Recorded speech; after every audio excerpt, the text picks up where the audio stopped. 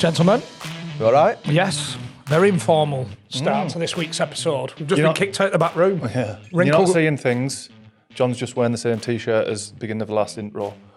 Hands up again. Not too bad. Not bothered. Look at this one. Look at the body language, Chris. Yeah, all over the place. No socks on again. No socks on either. Tired. I have got socks on. Tired. Little ones. Little Children ones. We've just been kicked out of the recording area because the Wrinkle Club's here in 20 minutes. We're having a talk on trains, so we've gone in the back room. But who have we got this week? Troy Deeney. Good lad, wasn't he? Did you know him beforehand? Only from Vegas, but I can't remember him being there in Vegas. I can't, to be honest. Two-parter, first of the series. With the Ween incident. It's a two-parter because we ran out of time. Yeah. So we recorded in his facility and it got to... I feel like we consumed Joe Biden. Come to my facility. People were coming in to train or play, weren't they? So we had to wrap it up. So we've got a two-parter with a gap in between, which we haven't done since the late, great Kevin Campbell. Mm-hmm. But it was good. I think we only reached... It's about the clubs. Walsall. Watford. Birmingham. Forest Green. I was about to say them. Let me... Birmingham. No, you were too late. Yeah, John. I don't know if he played for Forest Green, did he? Yeah. Well, he managed them. I hope everybody enjoyed Charlie Mulgrew last week.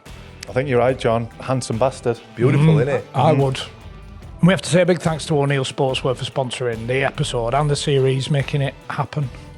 Good lads. Nice kits. We get our own kits, which aren't on display because we're in this back room. But they are ready. They're in the episode anyway, and there's a link in the description that if you fancy one, you can click on and get your very own. And Bespoke kits. Designed to delivery, 4 to 6 weeks, minimum order of 12. Yeah. Apart from that, order as many as you want. My mate's bought one and I'll be honest with you, he's not listened to our sizing.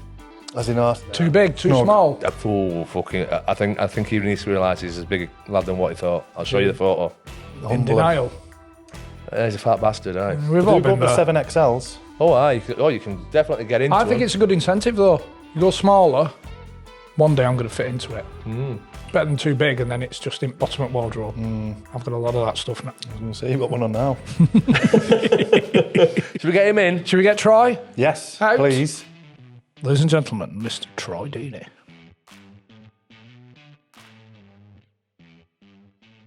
So you were there then when we Yeah. were paralytic, weren't we? And you pissed on Dicko's leg. Fuck me, what year was that then? 2012. 2012. My first time to Vegas. I've not been many times then. Yeah.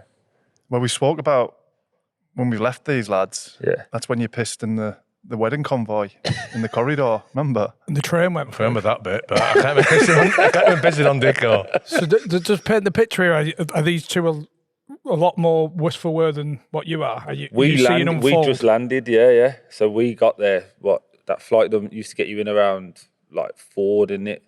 And then we've landed at the pool party quickly, just Straight at the MGM.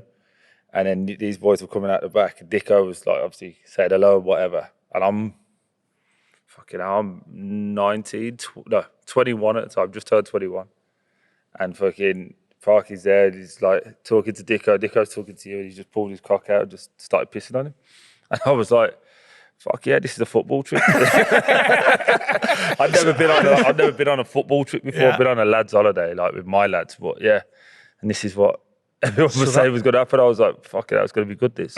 It's the time difference that does you, because it's... Yeah. So you fly at 12 o'clock English time. You've got the full flight, obviously, on the air, but then it goes back 7-8 hours time difference. So you're landing at 12 o'clock and you're like, ready to go. We've got to go again, eh? No, you have to kick on. If not, it's the old rule, innit? Just don't sit on your bed when you go back to the room. Yeah. I don't think you fucking made it back to the room by that day.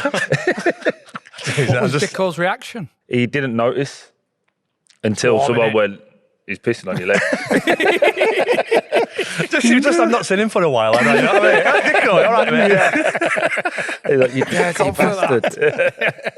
So that must have been like, we'd have probably been out since 11-ish. Yeah, he'd have been out all day at that point.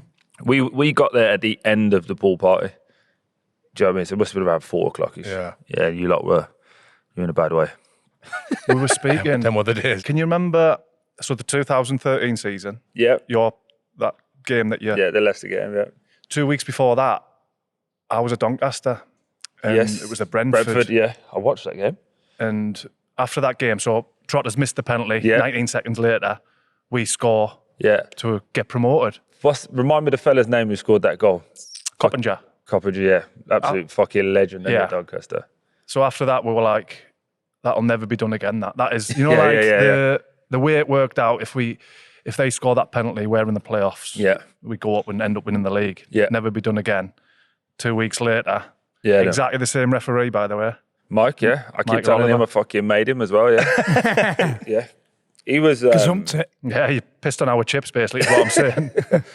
thank you, because I've been fucking living off it ever since. So. At least we got promoted at the end of it, though. No, we got fucking Oh, that wasted would have been time. catchy, wasn't it? It was, yeah. How long did you stay in the Prem? Was it a faulty penalty as well? Was it a dodgy Yeah, penalty? Anthony, wasn't it, at knockout? He Yeah, had, we just did a thing on TalkSport about it, because I got married in the summer, so I've been away, and I only come back about 3 or 4 weeks ago. Apparently he was online having a nibble at Watford fans, because everything he posts, they put, here's Hog Deeney for 10 years. And he's like, obviously he's retired, and then he's thought, fuck it, you're all having it. And he's like, yeah, he's hammered everyone, and then he's gone like, remember Kevin Phillips and all of this, yeah. Thought it was quite funny Did personally. he try and dink his pen? Did he? Nah, he scuff it or dived, didn't he? Matty Briggs pushed him in the... Didn't even push him. He ran past Matty Briggs, and then Cassetti come across. And he's played it smart. He's dived. He's not touched him. Got the pen. But doing then the same, though, aren't you? Nuge tried to take it. Nuge had already scored. Harry Kane was on the pitch. And then he went, no, I'm having it. And fucking missed it straight down the middle. Then missed the rebound. Well, I say the rebound were a better save than the actual Fucking the penalty rebound save, was yeah. slow-mo. When you watch it back, fucking, I mean, it was like just How many tipping times back have you up. watched it back? You know what? I didn't used to watch it back, but my youngest boy's 4, and like with TikTok and all of that nonsense, he's now fucking buzzing off it. So the last 6 months or so, I probably watched it about 500 times. Yeah. But he loves it. He'll do it around the house for that. He'll just go like, he goes, Deeney! And then he jumps over the sofa instead of jumping into the crowd. Like. So yeah, he's... That happened in our game. It was Kev O'Connor was the penalty taker all season for Brentford. Didn't miss one. And when Oliver's give the penalty, Trotter's got it, who's on loan from Fulham, and they're having a Barney. Yeah, I remember. Because wrestling he was with doing all all of right each when he other. trotted towards Yeah. with you. He kind of never did anything after that. No, I think Went on loan it's to fun. Blues and things like that, I remember. But as soon as they started fighting like that, we thought, Got him here. Something's wrong with us. yeah. Yeah. No, it's mental though, isn't it? Like, I remember talking to Wes, and when me and Wes Morgan like catch up, I always say to him, like, we were done in that game because we battered them. First game was all them. Second game we battered them, and then when he gets that pen, I remember talking to Wes, going, fucking not like this. It's a fucking great game. Like, we've beat each other up. Fucking big, good goals, good. Like, it's just a proper game of football. Can't fucking end like this. And he was like, oh, I'm sorry, man. Like, you know, like, we were trying to win. Sorry, Like, with a smile on his face. I'm yeah, so of course sorry. he is, but it's like we both knew it was whoever won deserved to win the game as a proper game of football. If you ever watch it back the full game, if Sky put it on every now and again, it's like you attack, we attack. It's not like a cagey affair now where it's all tactics and that. It was like, fuck it, we're going to score. We're going to score 3, they're going to score 2. But you don't really appreciate it in the moment, do you? You're the same, like a few years removed from it. You're like, yeah, that was a moment. Like, I go anywhere I go in the world now, like anywhere in the world, it's like, Deeney, I remember that goal. I was here, or we was watching it there. It's fucking brilliant. So you might have got promoted, but nobody asked you about it in fucking Egypt, did they? I wasn't even on Sky. I went to Paul Walsh, on the Soccer Saturday. It was Paul Walsh, and he was dull as dishwater. And it's paying there, he passes the coverage. Oh, it's a goal.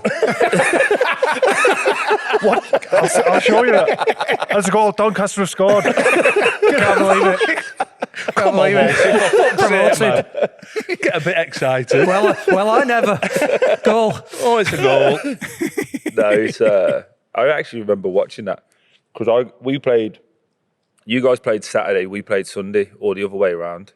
It was either I just got because we could have went up the last day if you remember.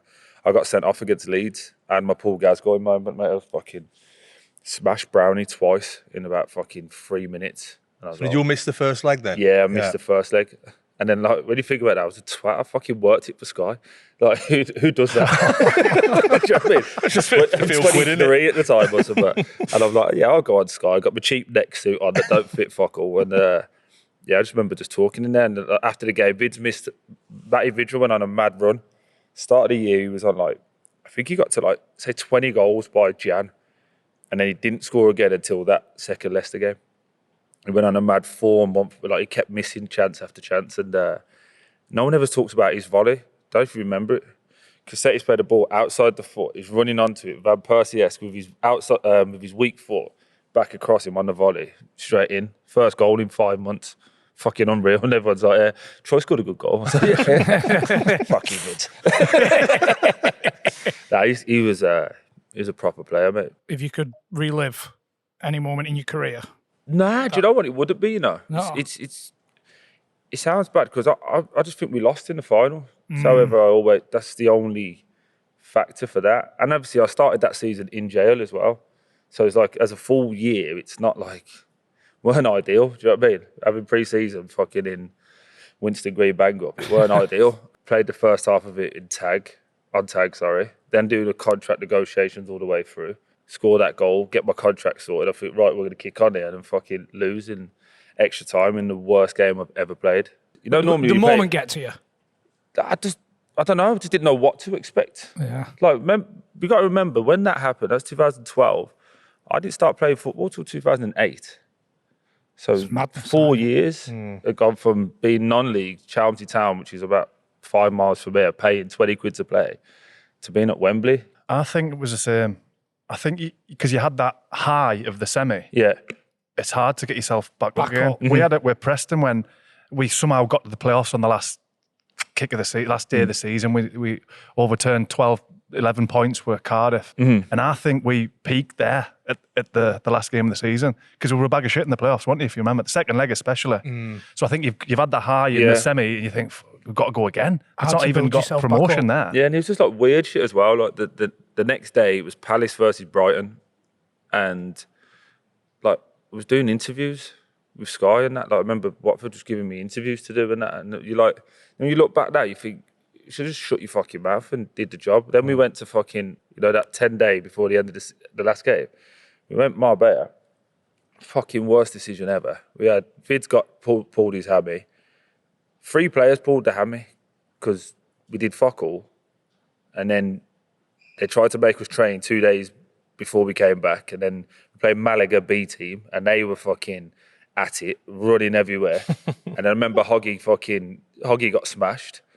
And then, I don't know if you've met Hoggy, but Hoggy's he ain't having that. So he smashed from one. It turned into a proper game with we're 3 days out from the fucking, our biggest game. And then the last night, there was all right, lads, go and have a beer, but be back at 10. Well, that's never going to happen. So fucking 4:30 in the morning, when half the team's rolling back in, they're like, all right, we're going to go and train and run it off. And it just, it was a shit show from start to finish when you look back at it. But then there are things that could go either way, though. Yeah, of course, yeah. But we had a massive squad as well. So we had Yatesy, Mark Yates was with us. Hell. So we had Yatesy, There is big cross on. Yeah, Yatesy, Dicko, myself. I used to drink not bad with the rest. Not as good as you boys, but I could drink all right. We had probably about 12 Marco Cassetti could put them away as well. About 12, 15 lads that were really bang on Did it. it proper. Do you know what I mean? Vid's a poodle. They just drink fucking vodka straight. Czech vodka. They were just drinking it all the way through. That's hardcore, that. Yeah. But they're Not my cup of tea, man. On the Christmas do, when you go next morning, you got to be down at 10. They were sat at the same seat when we left them at 4 in the afternoon. They didn't go out to the club. They were sat at the thing just drinking all day. Yeah, no, That's next level. Yeah. That is next level. Did you ever get smashed on your tag? Did it hurt? Yeah, mate, I nearly got sent back to jail a few times for it. So every time it got hit, it would send a response to the monitor. Scrapping again. And then the monitor would phone. And if I didn't pick the phone up, they thought I was trying to take it off. So we had to go through loads of rigmarole to do it. I remember as well, before the game, you go in the captains. I weren't captain at the time, so they'd send me in because I had to check how padded it was and all that, and the refs just started looking at me like, they didn't teach us this on the course. Do you know what I mean? I was like, yeah, I've got a tag on. Like, just. Do you have to be in for a certain time? Yeah. So it was 7 till 7. So I used to travel match days, and then we had to put special dispensation if we played like a Tuesday night. So I remember we played Cardiff, and I'd done 3 dispensations, and I was late twice. So my lawyer had to go back to court and was like, oh, traffic and blah, blah, blah. And they were like, next time he's got to finish the rest of his sentence. So we had Cardiff away on a Tuesday night. So we timed it so I'd be back. It was an hour and a half back to Birmingham for where it was. So we timed it so I'd be back at, like, let's say midnight. And I remember we travelled fucking about, waiting until 10 to leave. Like, can we go? Can we go? Can we go? Yeah, bang, shoot out the door, get there, and fucking, I'm on the bench. I'm like, what do you mean I'm on the bench? Yeah, you're on the bench. Oh, brilliant. Didn't even come on, mate. And then they go afterwards, oh, you got to run? I said, fuck off, mate. I'm going to go back to jail at this point. To be fair, I used to try and get out of the running after the game, but You that's never had that one. decent excuse. I can't. If I run here, if I do them box to boxes, I'm going back to prison. It's up out to you. for 6 months. I'll do it tomorrow. So I didn't have to do the running. And I remember I made it. I got back at like 5 to, and I was fucking panicking the whole way.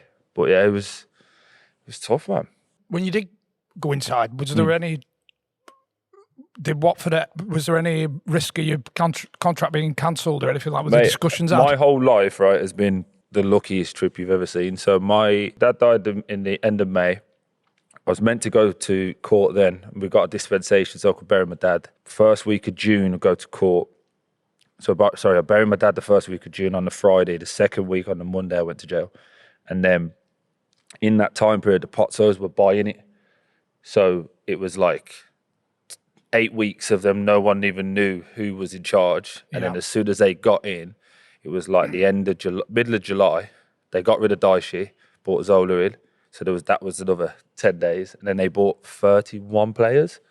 So by the time they got round, I think Vid's on the third game of the season, asked for number 9. And they were like, yeah, you can have number 9. And he's like, no, Deeney's number 9. And they were like, who the fuck's that? Because no one had seen me. And then they were like, who's this Deeney fellow and why's he got the number 9? Obviously, someone said I'm in jail. And then they have to go through the process of like giving me a written, because no one had given me a written warning. No one had said anything. That would have took 2.5 weeks, and I was coming home in 10 days. So they were like, oh, do you think you've got away with it though? Oh, absolutely, yeah. Fully got away with it? Fully got away. And they were like, oh, well, let's just see if he's any good and, we'll sell him or something. And yeah. Wow. Yeah, so it sounds like I'm glorifying it, but genuinely that's genuine. So it's almost like you've gone inside and come out without anybody noticing. Really. Yeah, really, yeah. No one really noticed. No one at the club I fucking noticed though. When I was reading The Sun inside, every time, fucking Watford's had another strike. Fucking hell, there's 9 I got to get past. Yeah, decent. Yeah, so all I could do was bang the gym. So the guys, so I went from Birmingham jail to Warrington. And when I was up there, it's like a Cat D. So it was an Olympic year, 2012. So they did more outside games. So basically the guy said, you're running in everything. The guy, one of the screws there, Mr. Appleton, never forget him, lovely fella. He was like, you're not wasting your talent being in there. Because Calvin Tuhu, was it? Yeah, Calvin. Yeah, he was in the same jail. He'd been to that jail as well. So he was like, we had Calvin in there. He was an athlete, but basically we didn't really get to push him as much as we wanted to. We're not going to make that mistake with you. So yeah, I did the 100, the 200, the 400, the 800 against fucking convicts, mate. They were all fucking rapid, but he was like, all right, cool. Getting me fit. I played a couple of games. Not that quick. They wouldn't have got fucking caught, would they? Not quicker than dogs, no. So then I played a few games for them, and then he had me in the gym working. So in between, like lads using the gym, I'd have to wipe it down, but then I could do half hour on the treadmill. And so I just did running, press-ups. That's all I did. That's fair play from him then. Yeah. He looked after me massively. And a few of the lads in there did as well, to be fair, from a fitness point of view. I was going to say about light bulb moments. I've heard you speak about, because you went into the jail and your dad was well respected around here. And you speak about the twins that you... Yeah, the twins, yeah. You just tell us that. The crack Yeah, with that. yeah. So basically, like my dad was a somebody around this way. So he was in and out of jail all the time when I was a kid and whatever. So as I say, I buried him on the Friday. He found out he had cancer in Feb, died in May. So it was quick. And then, so buried him on the Friday, go to jail on the Monday.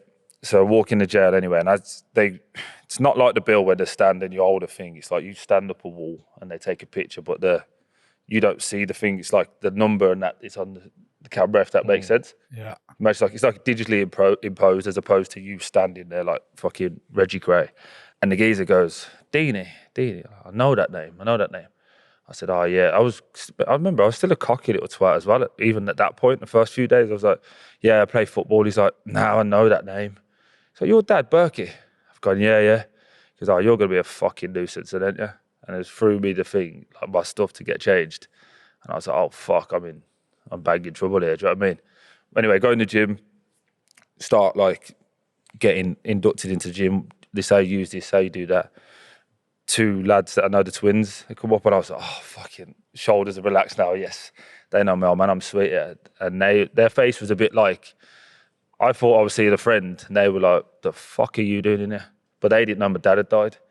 So they were like, fuck you doing in here? Like, what's happened? And I explained to them, but I was like, yeah, got into some trouble, did this, did that. And they were like, you think that makes you fucking tough? You fucking idiot. Like, we'll stick it straight on your toes, mate. If your dad knew you was in there, does your dad know you were there? I'm going to fucking go back to my room, I'll call him if he does. If he gives a say so, we'll fucking do you in. I've gone, he's dead, like. What do you mean? I was like, I buried him Friday. And then you can see their face, they go, fuck. Like, look, do you need anything? It's all sorted. And they were like, mate, your old man will be fucking devo that you're in here. Like, he did what he did, but he never wanted that for you. And like, I've got 4 brothers and a sister, so I never wanted that for you kids. Fucking sort yourself out, do you know what I mean? And that's when it was a light bulb moment where it's like, shit. I thought I was fucking Johnny Concrete, and they were just laying into me like, hold on. We do this because they feel they have got no other way to earn a living, or whichever way, the cheap way out, whatever way you want to put it. You've got options. You've Choices. made it out, and you want to fucking come back to be tough. Bear in mind, when I got locked up, I was played in the Champ, $5,000 a week, driving a white Mercedes, and I owned a home. That, for people where I'm from, is like a fucking jackpot. They'd worked 50 years to get to that. And I was still trying to be Johnny Concrete. And then when I got into my room and the fucking kid that I was with was having a shit, and you're just sat there looking at him having a shit, you're like, yeah, this ain't it, mate. this ain't the gig, is it? Yeah. It's a bit like that when we stop away, though, isn't it, to be fair? I used to leave the door open. Well, there's a door. He sat there. You got to remember, it's six foot wide, 12 long. So you're probably going the width of that door to about where you boys are. So there's a bunk bed, shitter, TV, and a sink. So when you're lying on your bed, I'm looking ballsack height at you, fucking dropping your load. It's like, yeah. Do you have to get some sort of like... You're meant to have like a little routine, but I think because I'd just first come there, he was like, welcome to jail, big, yeah. Welcome to jail, big fella.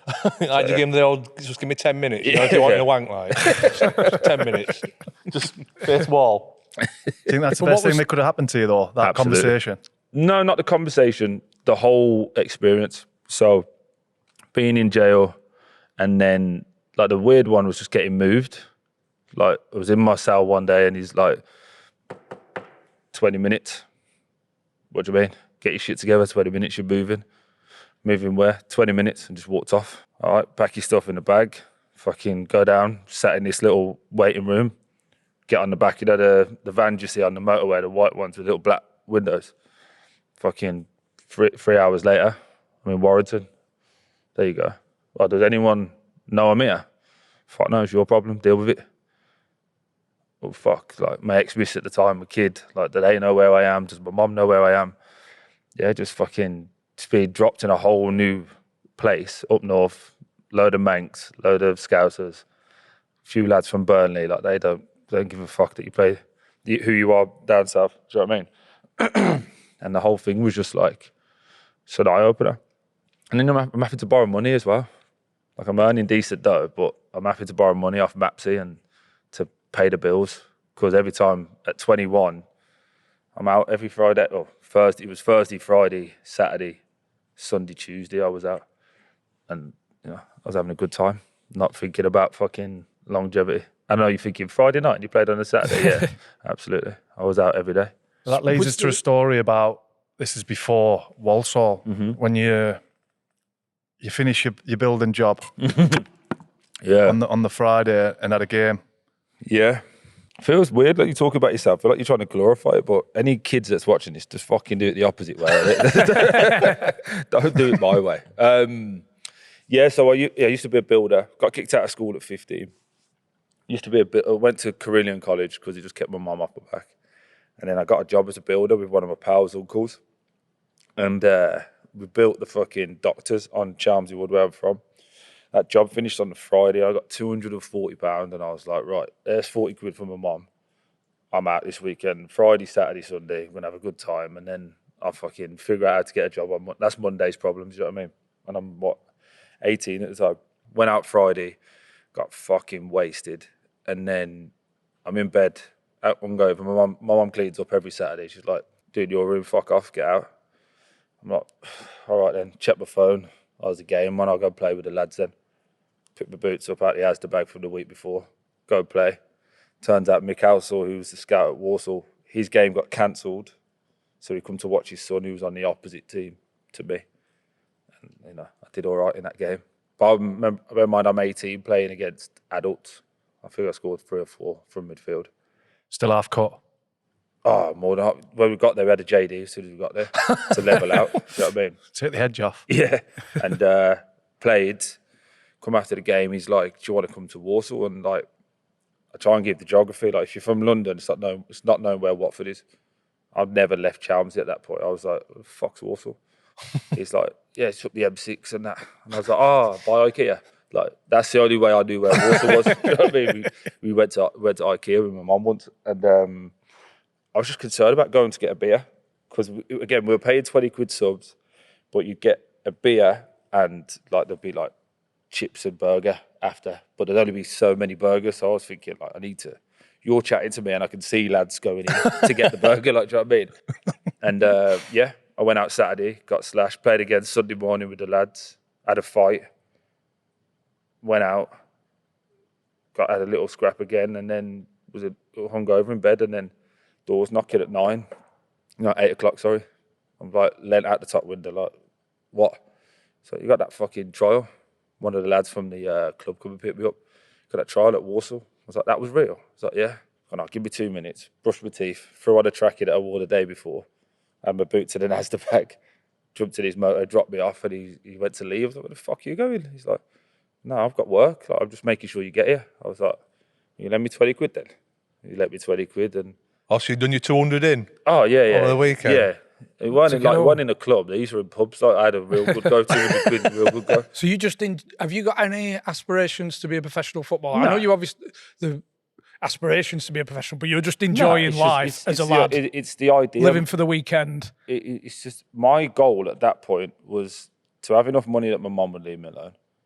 And then secondly, to play at my local team, because all the cool lads or the local lads that were doing something, they played for that team. Yeah. So if I could get in that team, I was somebody around my area. And that was my footballing dream. That's your world. That was it, yeah. But I played football 6 days a week. Just go and play. I didn't think this is a trial that can lead to a contract, that can lead to money and getting bought. It was like, I just get to play with these kids that do it for a living. So let's see how good we are. And that was it. I genuinely couldn't ping a ball through your laces, just zing it. I couldn't do it. And we had this passing drill, and these guys were zinging it.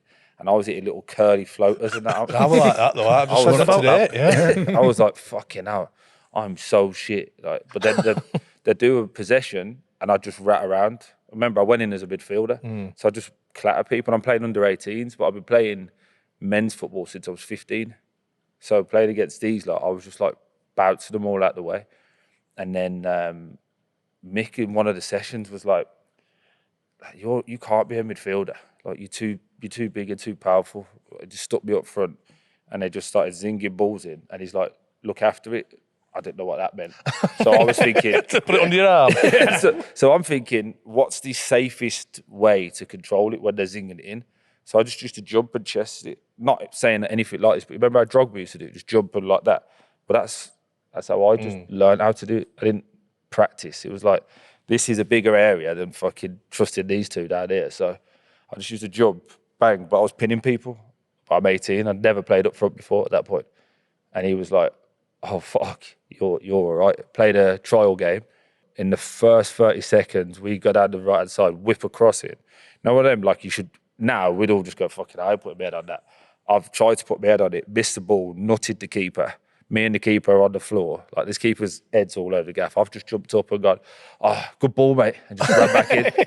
And Rich was like, who the fuck is that? Like, I scored and assisted. And I thought, oh, like, that was my one game done. And I went back and I said to the lads at Chalmers, yeah, I'll be playing back with you lot next week. Like, it'll be sweet. And they were like, no, you're not. Everyone around me could see that something was happening. I was like, nah, I'll be back here next week. We had a team called Continental Star, which was like our rivals. And like, every time we played them, it was like real physical, hard match. There was never any fighting, but it was like right on the edge of a tear up every time. And I used to love that. Look forward to that. Yeah, so I was like, oh, we got them next week. I'll be back. And they were like, fuck off, mate. Like, you've gone out of it. Don't worry about this. And I had they put me on these fake contract papers at Walsall so that no one could sign me while I was on trial I was on loan to Hales Owen, even though I'd never signed for Walsall. So you couldn't sign for anybody else? I couldn't sign for anybody else, but I was on loan at Hales Owen. And Martin O'Connor, remember Skip, centre midfielder, Blues? Did we play with him at Donny?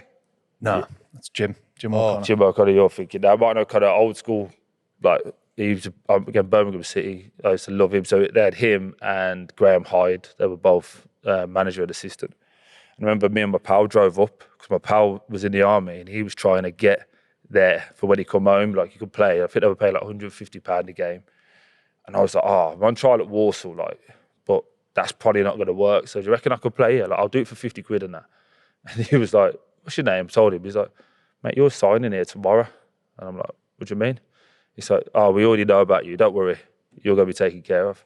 I did a month in December, played 10 games, 8 games, scored 10 goals. And by the 7th game, I realised everyone was getting brown paper bags, like little 50 quids here and there. And I was like, what's that? Someone gets a brown bag like that where I'm from, like, he's either on the gear or he's selling the gear. So I was thinking, like, is everyone sniffing? Like, everyone I'm playing with is on the trial. No wonder we're getting all these wins. Everyone's off the tits. And now they were like, oh, that's how we get paid. That's how we get paid. We get cash in hand. And I was like, you lot get paid? And they're like, yeah. Do you not? I had a trade ticket. That's all Walsall gave me. So I'd been there for 3 months at this point on a trade ticket. So I've gone to, right, I'm kind of like, mate, I'm not fucking playing again. If everyone's getting 50 quid a goal and all that, you need to sort it out. Sorts me out 50 quid a goal. And I scored 3 the next game. I was like, fucking sweet. Got home, gave it straight to my mum, like, because she covered it. And then, yeah, signed for Walsall. So in the month, sorry, mate,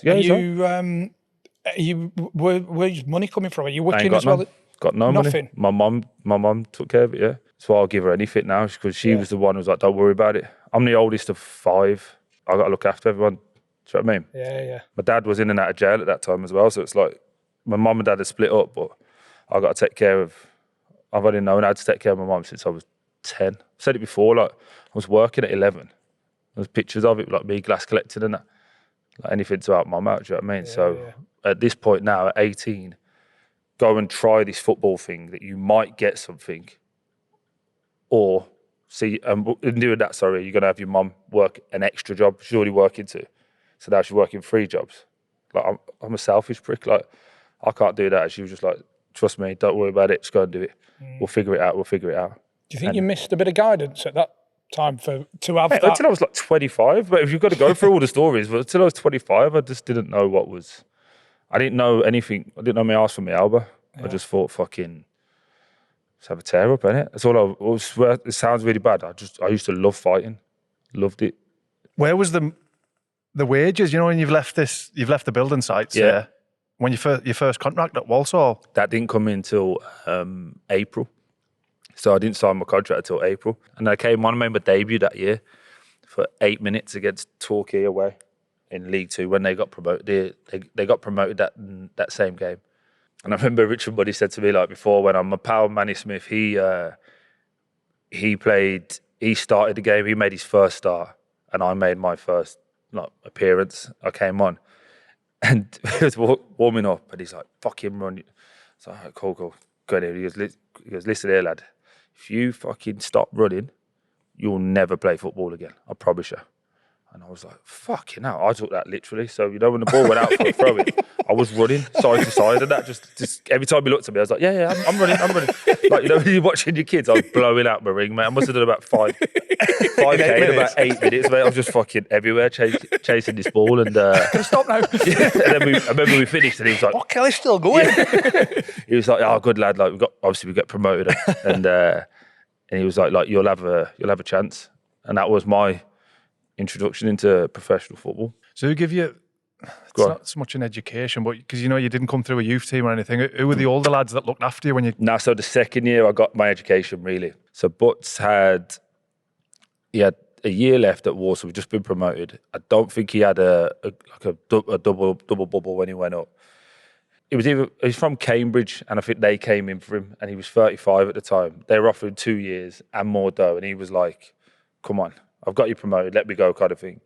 And I remember there was a thing going on. I didn't really know there was something going on until this one day. And he said to me and about 40 young lads, what you see me do today, I don't ever want to see you lot do it. But I've got to do it. So don't think it's funny, don't think it's whatever. And so fucking hell, what's he going to do here then? Mate, when we're warming up, he's walking. So like the lads are jogging, he's halfway around the other side of the pitch. Balls are coming out, he's blasting, like twatting balls everywhere. I was like, oh my God, like, this guy's mental. Like, what's he doing? Next day he was sold and got the movie one, but then I got Tommy Mooney came in, Michael Ricketts came in, and then about 6-7 months after, Daz Byfield came in. So they were the three that schooled me and raised me from how to be a pro. They Moons made me do press-ups, and I still do it to this day. If I missed a shot now, wide's 2 press-ups, over's 5 press-ups. After you start doing 20, 30 press-ups in a session, you're like, fucking, start hitting the fucking target here, do you know what I mean? Fucking hell. I was 8 stone, would have started. That's it, that's fair play from them, because obviously you're trying to get their spot, aren't you? Yeah, but I was also like, I was never afraid to ask. I was learning off everyone. I'd speak to the left back, I'd speak to the right back.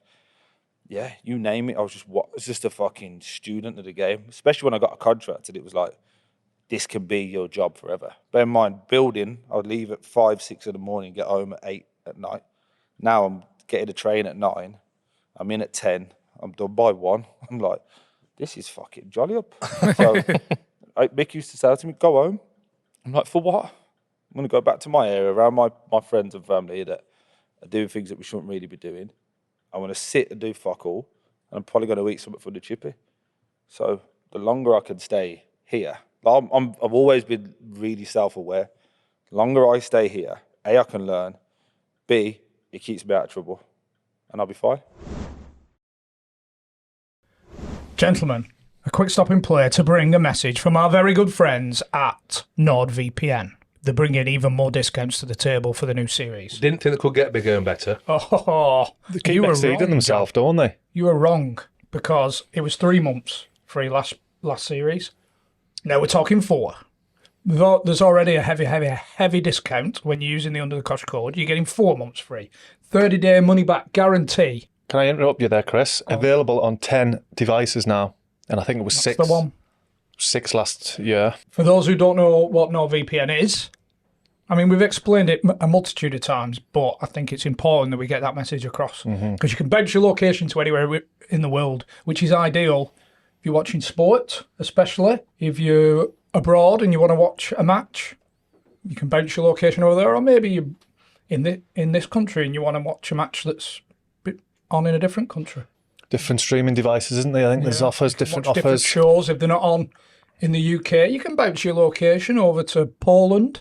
All you've got to do is go to www.nordvpn.com/Cosh and you'll get that exclusive Undr The Cosh discount. Like you said, 111 different countries you can bounce to now. So just to recap, bounce your location anywhere in the world to reap them benefits of watching, whether it's sport, TV, whatever you want, from anywhere in the world. And, of course, security as well for your passwords, your bank details, puts it all under lock and key. Important, isn't it? Oh, yeah. So what you're going to do, go to www.nordvpn.com/Cosh and get that Under the Cosh exclusive discount. There's one story that I always tell, and I'll tell you two stories, but one I always tell is like, even before I got picked up at Walsall, I used to run. Fuck knows what, because I hate running to this day, but I must have seen it like a boxer do it, like Nigel Bed or something, and I think, fucking, this is what we should all do. So around my area, it's like a square, but it's like a 1.5 miles, 2 miles. Every night I used to do 2 laps, but on each square of it is a pub. So there's 4 pubs. I think there's only 1 now, maybe 2. But I used to run past it, and all my pals would be at each one. I'd be like, fucking, don't do that. Come in here. And, fucking, I'll look at him and ha ha ha. Anyway, I remember doing it. Get bought by Walsall. I bought my first car, which was a white Mercedes C250 or whatever the fuck it was. I just drove past it all up double winded out and still wouldn't laugh at me now. I just carried on. It was a proper dick move, but I never forgot, like, you know, remember you lot used to fucking laugh at me. And I could go back there, I could take you back there now, and it's still the fucking same. Like, they're still doing the same thing. And it's, it's a bit sad, really. But when I was at Hales Owen, I scored a hat-trick, got the money for it. We played Merthyr Tydfil away. It was fucking deep Wales. It was fucking Blake horrible. up there. Yeah, it was fucking miles away. And I remember we got back at 4 a.m. and at 8, my phone rang. There was 4 of us on loan from Walsall to Hales Owen. And Mick had rang all 4 of us and said, "You're in training at 9, numbers alone, you need to be there." So I've shot up, fucking got there, just ran to the train station, jumped the train, got there at 9, like panting and whatever. And he's like, "Oh, fair play, you can go home now." I was like, "Fuck do you mean?" He's like, "I was just a test. see if you still wanted it." I went, "Well, I'm fucking here now then, might as well do a gym session." So did a gym session, whatever, but I was the only one who turned up. I think as we spoke about your booze and going out on the Friday after your building job and going out again on the Saturday. But then when it comes to this, there's something inside you that means that you wanted it in there, something deep. It's mad, isn't it? Because there's these contrasting things where you've not even got up for this trial. No. But at the same time, all the time you've been working at it, you've been running around this square Y, and you've taken, like you said, might feel like it's a bit of a dick move driving around when you've got absolutely. it, but because you've taken pride in achieving it. Yeah, absolutely. But it's almost like it's subconscious that you've done it without trying. It's not me doing it. Like I do believe there's something like, I don't know, my old man and my granddad both passed away in 12 months. So they were the two blokes that raised me. And I think I always say to my missus a joke, like, they must have made a deal with the devil. Like, they'll go and fucking look after him kind of thing, because I've made every wrong thing I would tell my kids to do or not to do to be a pro. I did. And it ended up this way. It's like a weird, You shouldn't do it, but you did it. No, I did it. And do you know what? My missus said to me, like, the other day, she's like, would you change anything? I was like, not a fucking thing. Not a thing. Would it have been nice to have been picked up at 8 and gone through the system and probably started playing at 16? But I don't think I'd have had the hunger. I don't think I'd have had the fucking, you're getting it. And like, people think I'm a nasty person. I'm actually not. I'm a really soft, I actually like making people laugh. But whenever I played, if it was Van Dijk or if it was company, like, you're getting it. There was no fear of, oh my God, we're playing Man United. Fuck them. Yeah. You're not gonna. I've got this now. You're not gonna take it from me. I've heard no so many times throughout my fucking life. How could you play football? That's not gonna scare me. Fuck that. There's only 3 results in there: win, lose, draw. But I get to do it again the next week. Yeah. In the games I was playing outside of football, there was fucking life or death. So when I do talk sport or whatever, and some fan goes, "Oh, you said this," I'm like, "Fucking, all right, mate. Yeah, cheers." Do you know what I mean? I'm really worried about what you're going to do. So, 1 litre, by the way, 1 litre course of 1 litre course of my first car. A fucking Mercedes 2.5. No, I was driving my brother's car. Like, I was past my test at 17. I was driving my brother's car, my ex-missus' car, and then there's a guy who told this story fucking about a month ago, and it's the first time it's come out. He did kill me, but he was an agent that I was trying to sign with, because Ian Taylor, the ex-Villa midfielder, he went to school with my dad. So my dad's like, he's got a contract at Walsall. I had like Charlton and that in for me. He's like, Tails look after him. So I got told to meet at this place. Didn't have a car. Turned up in a stolen car. And like the engine, I had to leave the engine on because obviously didn't have a key to restart it. So anyway, I fucking turned up in a stolen car. This geezer's like, oh, you left your lights and that on the motor. I was like, oh yeah, don't worry about that. And he's like, what's all that about? I went, oh look, I'm going to tell you something. Like, that's stolen, but I just couldn't not take the meeting. He's like, but you play for football? I was like, yeah, but I'm on 150 quid. Like, what do you want me to do? And he was like, well, I'm going to sign you because Charlton and that are coming in, but fuck me. He went to Tails, like, keep hold of him because he's a loose cannon. And I was 19 at the time. Yeah. At least he knows you're honest anyway, doesn't he? Yeah, I was just like, mate, well, it's hard to do, but I meet him at 5 o'clock and there's fucking full beam on looking at him and the engine's on. He's like, what's going on? Oh, yeah, the motor's stolen, like, so. I didn't steal it, just an FYI. I think you might not want to speak about this, but if you get pulled over, I don't think that cuts. Yeah, I didn't steal it. I just found it like this. Yeah. It's like a trolley, I thought. You have to put it back afterwards. Put your farm back in. Going back to how your dad being respected and stuff, and you tell that one when you went for a pint with him after a game. Oh, yeah, with the geezer in the boot, yeah. What, you mean he'd broke his ankle? Like, no. So we, again, was at Walsall. I told you, my life's a bit different. I played in Northampton and my dad said, oh, get me 2 tickets. I was like, yeah, no problem. Me and your brother are going to come. And my brother was 15 at the time. So I was like, yeah, no stress. And then played a game. I think we won 2-1. I didn't score, but I played quite well. I remember saying to the manager, like, can I go home with my family? Like, they're here. And they were like, you fucking should have let us know, but you've never asked before, no problem. Go outside, meet my brother. His brother's 15, we had mine at this point. Like, I just fucking drove here. What do you mean, you drove here? But, Dad let me drive. Whose car is it? And he's like, oh, I don't know, it's a Mercedes. No, I don't give a fuck now. I was like, it's a Mercedes. Like, this is mint, let's have a look. Go to Dad. It's like, why'd you let him drive? He's like, oh, I was knackered, so I just had a kip and he drove. I went, So you're not even guided him? No, my dad fell asleep and my 15-year-old brother drove from fucking Birmingham to Northampton.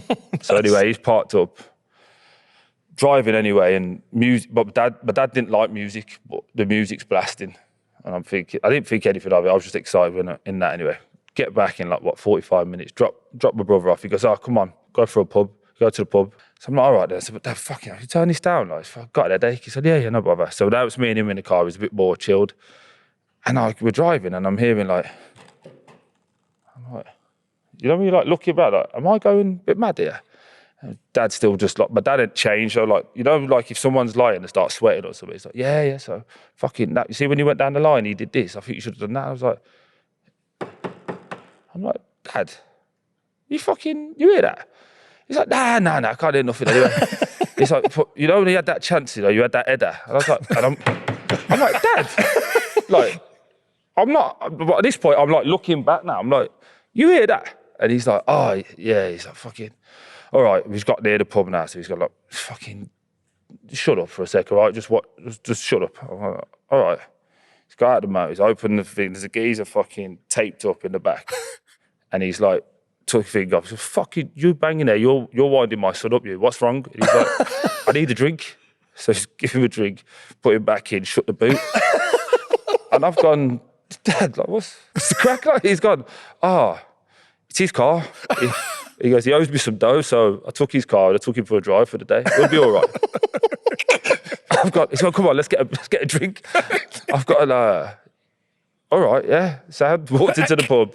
But my dad had this aura when he walked into the pub, like, I should get Brett to tell you because he knows more, but when he walked into the pub, like, everyone go, oh, fuck, he's here. Do you know what I mean? Like, he's all right before he has a drink, but as soon as he has a drink, he's probably going to have a scrap with someone or he's going to do something stupid. So he's walked in, he's gone, right, who's buying me and my fucking son a drink then? Now, I didn't like that. I felt like it's kind of bullying. I was like, oh, Dad, I'll get it. Like, so he's like, no, you don't ever fucking put your hand in your pocket when you're with me. Gives it the bar, buys us a brandy each. I drink mine. Dad, I'm gonna shoot off. Like, it's not. I could feel the mood. I said, it's not for me. And then, about 3 weeks later, I'm back home. And one of the lads is like, come out, and he's got another geezer with him. And the geezer was proper sheepish around me. And I was like, so what's wrong with you? He's like, don't you remember me? I was like, nah, why is it? I was in the fucking boot. It was me that your dad's. I was like, sorry, lad. Like, I said, you're all right. Like, yeah. I remember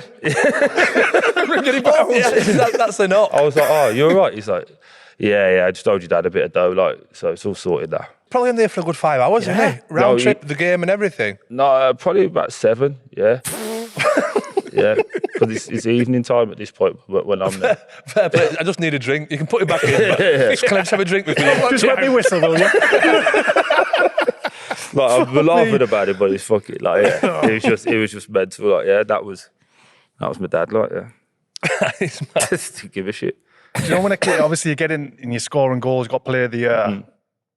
Was there any bitterness towards Walsall because they made it difficult, didn't they? Yeah, they did. Do you know what? I know you had Jezza on there. Didn't you? I watched the one with Andy Jordan. I'm a fucking mad bastard he is, by the way. But by the way, his story about fucking walking in and having a fight with Clayton is one of my best football stories. I've never seen two people walk side by side. Just like, I'm going to do you. I'm going to do you. I'm going to do get in, and then fucking Tom and Jerry, there's arms and legs flying everywhere. They agreed on it. It was look, but it was a long walk. Though it weren't like let's go around the corner. It was like 2 pitches they walked through and then went in, and like soccer AM and that were there. I can't remember it. Clayton Ince was kept. He had this. He couldn't kick for shit. He had like fucking Aladdin slippers on. It was going everywhere, but he could throw it a mile. But we had this small-sided game, and he kept throwing it into Jabbo Abiri. And Jabbo was like pinning Jez, but he's all arms. I don't know if you know what Jabbo's like. He's like that every time, and he's fucking done Jez a couple of times across the nose. And Jez is like, fucking behave. And then the next one come, and Jez just went, fuck off. Like, it was not. I think he said it on yours. It was naughty, but he done him like he was just like let him know. And then Jabbo's on the deck. Clayton's fucking trying to give it with Jez, and I'm 19 at this point. I'm still a twat. Like I'm like, shut the fuck up, let's just carry on playing. And Clayton tried to fight me. I was like, mate, I'm not afraid. I was like, don't fucking try it with me. I'll fucking stick something in your neck, you little prick. Because he's 6'7". I'm not fighting you. I'll just fucking stab you, mate. We'll be all over with. And then Jez was like, don't pick on him. He's a kid. And then before I knew it, I'd started on these two. And a fight. And Jez was like, I'll fucking do you and I'll do you. And then, yeah, they just like, come on then in the changing room. And he's like, go on then. And they just went and walked. And they're just next to each other. Soccer AM, we got tubes and that going.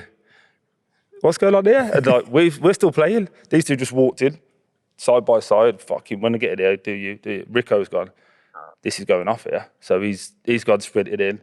John Whitney's gone to sprint. And the two of them were just rolling around in the change room, twatting each other.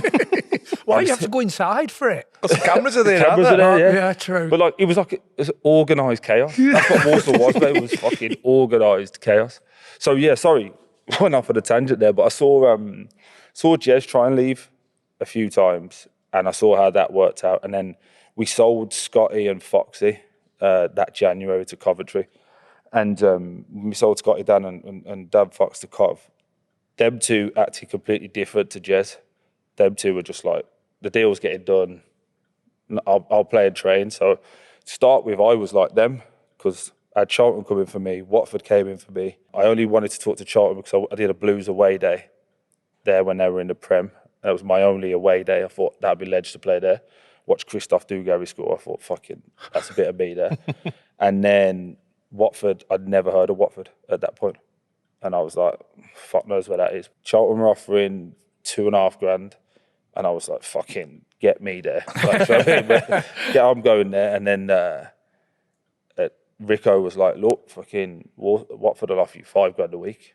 I was like, fucking get me there. I did give a fuck where it was. Like, I'm just going there. And as it was developing, it was like, it was over. Like, bear in mind, I used to think Walsall got me for nothing. Played 2 seasons on £180 a week.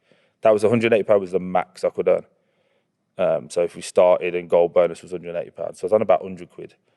Like, just fucking let me go. Do you know what I mean? So what you on at that moment? £180, yeah. Max. So you're still on? Yeah, that's the max I could earn. So I'm like, someone's offering you let me go. I was training, and then they said, I think the offer was like 140k. The house I was living in at the time, they ended up buying our family home was 52 grand. I was like, mate, fucking, you lot are playing around with this. I can buy my house and my nan's house. It's like, stop fucking around. And it was like the last week leading up to the first game of the season. And my agent was like, you're going to have to you're going to have to kick off here. And I just remember Butts coming back to me. I was like, sweet, watch this.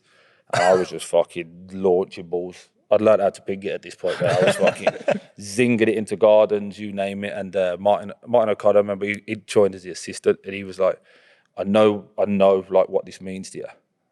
And I was an artist, but again, we're friends, so you won't mind me telling this story. He was like, I know what this means to you. I know what it'll do to your family and whatever.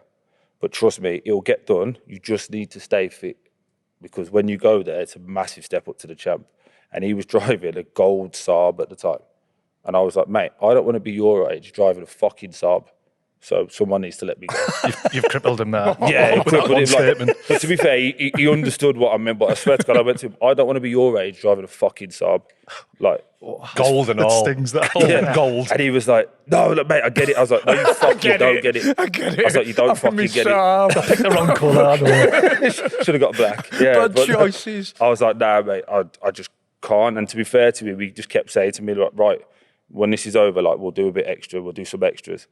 And then what I found out later was he was saying to Walsall, you let this kid go now, like, we're fucked.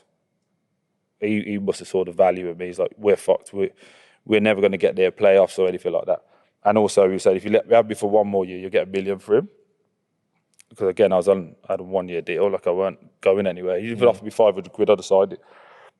But that week of me kicking shit away and like just being an arsehole, they ended up selling me for 200 grand. The thing is, if you'd done it properly, then I'd have got $1 million for you. But with that $5 grand a week in your head, I don't think you would have. I think you'd have been a sack of shit. I would have hurt somebody. Not being too funny, I would have hurt somebody. Arsehole, yeah. No, if they would have given me the green light, like my agent would have said, go in there and fucking chin whoever you need to chin to get out of there, I'd have done it for $5 grand. That was fucking. No one in my family's ever earned $5 grand a week. So I was like, I'll do whatever I've got to do. I've said it sounds horrendous to say, but that was just where my 19-year-old self like was. you said, what it mean, the difference it's going to make to you, not just your life, but your in 10 weeks I could buy my family home. Yeah. And you lot are fucking about over 30 grand. And in my head, you lot had loads of money because you were paying all of us. I just feel sorry for him, after you've gone. He's driving in. He gets in his gold farm. He's just like... He never gets what he said to me today, love. He's like, he's fucking caning his car. Another year in the Saab. The worst part about it is I didn't even have a motor myself, so I don't even know what I was. You know that Saab there? I won't even drive that. Yeah. Fucking bitch. Get in the boot. And then I remember it was Watford were playing Norwich on the Friday. And the Thursday, I was told it was done. I think it was about 10 grand difference. So they were like, it's done. Go down, do your medical. I went to Sopwell House. I met Malky and Rich late. And it was like 10 o'clock. But I took my mum with me. And I was like, oh, mum, fucking, we've cracked it. I was getting 30K signing on bonus and $5 grand a week. I was like, mum, we've hit the jackpot. Don't worry. Like, she was driving a Ford Focus at the time. About 15 years old. I was like... I'll get you a new one of them. Don't you worry, Bob. It's sweet. Get down there, do all the tests, whatever. Get checked in for the night. They've got my mama room, me room. At about 11 o'clock, it's like, deal's off. What do you mean, deal's off? I've done it all. No, deal's off. Get yourself home. I met. So I had to go wake my mum up. Driving back, she's crying like, fucking hell, what's happened? What did we do? Did we do something wrong? I was like, I don't know, mum. Just quiet all the way home. Get up the next morning at 7:30, get a phone call, deal's back on. Mate, what do you mean? You've just fucking... And I'm like, my head's got at this point. You got my mum crying here. No, don't do whatever you want to me, not to my fucking mum. Go to Junction 10 at Walsall, go to the hotel. You got to have the heart thing, the ECG. Yeah. In a hotel room, the geezer comes out, boom, boom, boom. Yeah, sweet. Just driving to Walsall. Chris Hutchins wants to see you. I was like, for fucking what? Like, am I gone or not? And I think my agent knew, like, my head had gone. Walked in, didn't even knock, his door just opened it. I was like, what the fuck do you want? I just want to say thanks for all your time and effort and good luck. Are you on a fucking wind-up? He's like, yeah. He said, if you can get signed by 12, you can play tonight. They're on Sky. Fuck you then. Got my boots, got in the motor with my mum. Flew down to Beaconsfield, jumped to 10, signed my contract in the car park.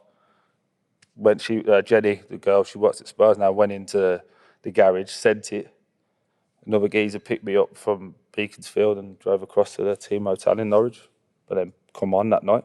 I remember was it 3? 3-1. Danny, 3-0. Danny got 2 with Marvin Sordell. And I remember I walked into, you get in the hotel, they've all been there the day before. And they've got, here's your room, here's your kit and whatever. I said, sweet, yeah, it's nice one. So I just need a shower, last 3 days been hectic.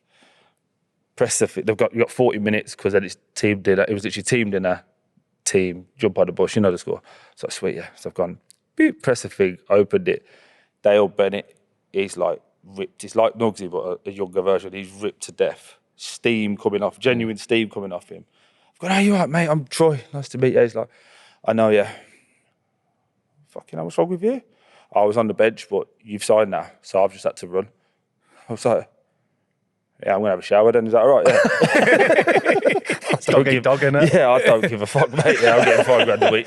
And he had steam coming off him, 9-pack. By the way, he could lose his shit, Benno. Yeah. I played Benno at Forest Green. He could lose his head. Yeah. And he was a great lad though. But fucking hell, yeah, that was welcome to Walsall. It must have filled you with so much pride that, what you've talked about, your upbringing and everything, to take your mum along and be able to change things. Yeah, I remember we got paid at the end of the month and I was waiting. I was on the phone to my mum. I was like, getting paid. First paid, I'm getting paid. And she's like, really? I said, yeah. 12 o'clock, shoot across to the mall thing, put my card in, type the numbers in, 18,000. I was like, fucking mum, we've cracked it. Yeah. I've got 18 grand. I didn't know that was my... We've cracked it. Yeah, I didn't understand that was my fucking signing on fee, everything. I got emergency tax to fuck everything. I was like, I don't give a fuck. I don't give a fuck. 18 grand. Yeah, we just fucking went and bought shit. I was going to say, what's the first thing you... fucking Gucci trainers and all shit that I saw all my mates Mum wearing. like Pretty Woman. Yeah. I didn't know what, I was an arse. I didn't even buy my mum that much. I just gave her a few quid. But it was like, I went out with the boys, because when I was going out with the boys, I was like a +1. They were getting me and they were paying for it. They were sorting me out. Now it was like my turn. Right, let's go out. We'll get as many bottles as we can. And yeah, it was just fucking had a great time. Genuinely had a great time. We did about 18K in about 3 weekends. And by the end of next month, I was like, fucking can't wait for payday. It was 20 to 12, but it was a week early. Fucking hell. Yeah, I was just desperate, but it was life-changing, genuinely life-changing. Gentlemen, loads of people have been asking about the shirts. So here we are. It's only fair to say that that link is in the description. If you fancy getting yourself an Undr The Cosh special 2024-25 shirt. I ran out of breath then. From O'Neills Sportswear. Thank you for helping us out and supporting the podcast. Some great gear on the website, by the way. Yeah, because it's not just our kits. There's that link in the description as well. If you want to sort your own team out, your 5-a-side team, 11-a-side. Bespoke design. 4 to 6 weeks from design to delivery. Which I think is remarkable. It's only 12 minimum order. Yeah. So you don't even have to order loads. But 12 up to, you can kit the whole lot out. Under 5s to first team. Yeah. Like I said last week, I think you're psychologically 1-0 up coming out the porter cabin in one of these. Look smart, play smart. Very well said, John. That could be the motto, the mantra for the whole series. Look smart, play smart. So the link's in the description for number 1, these Fab Dabliose Undr The Cosh kits. Not keen on that word? No. We'll move on. Or your custom built, designed O'Neills Sportswear kit. How was that first season? Because Sordell was flying as well, wasn't he? Oh, man, I was fuming. Yeah, I was fuming. So if we'd have got the deal done when I said I'd have went in at the start of pre-season, I'd have had Malky, Daishi. I genuinely believe we'd have got playoffs that year. Because I'd have walked into that room, you had John Eustace, Danny Graham, Martin Taylor, Maps, Doyley, Don Cowie.